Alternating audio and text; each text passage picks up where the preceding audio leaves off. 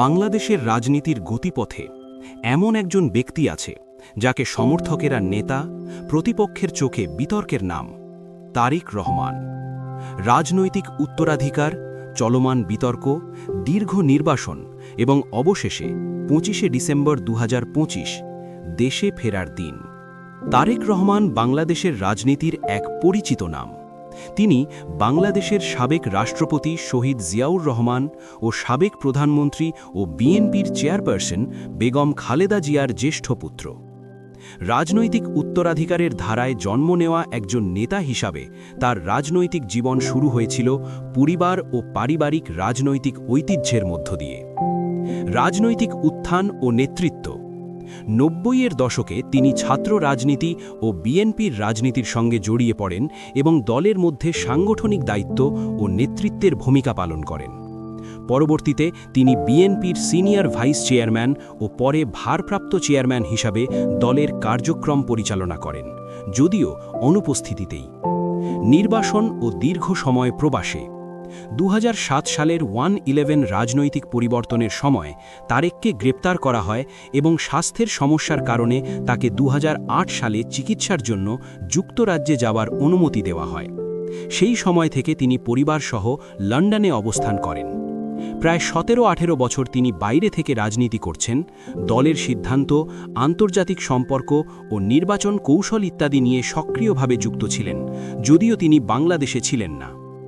এ সময় তার বিরুদ্ধে বাংলাদেশে বিভিন্ন সময়ে মামলা, সাজা ও অভিযোগ উঠেছে, বিশেষ করে ২০০৭ থেকে ২০০৮ এবং পরে আওয়ামী লীগ সরকারের শাসনাবস্থায়।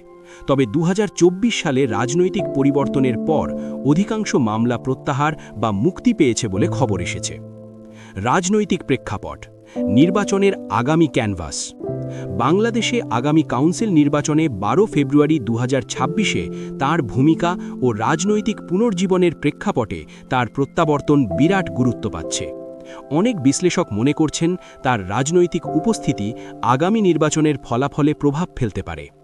দেশের রাজনৈতিক পরিস্থিতিও সম্প্রতি ছাত্র নেতা ও গণ আন্দোলন পর্বের পর পরিবর্তিত হয়েছে, যা বিএনপির রাজনীতিকে নতুন করে এগিয়ে দেওয়ার পথ খুলেছে এবং একই সঙ্গে বিভিন্ন রাজনৈতিক উত্তেজনা ও বিরোধও তৈরি করেছে। ২৫শে ডিসেম্বর ২০২৫ দেশে প্রত্যাবর্তন। এটা সম্ভবত তার রাজনৈতিক জীবনের সবচেয়ে আলোচিত দিন।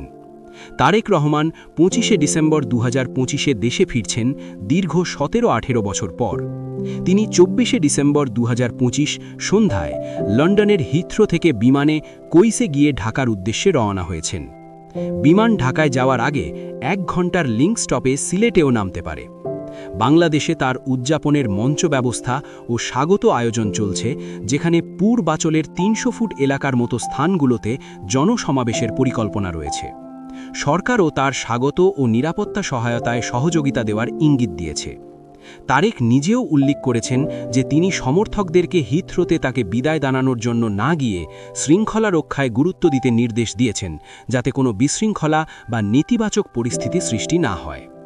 তার দেশে ফেরার দিনটি কেবল একটি রাজনৈতিক ব্যক্তিত্বের আগমন নয়, এটা বাংলাদেশের সাম্প্রতিক রাজনৈতিক জীবনে একটি উল্লেখযোগ্য মাইল ফলক।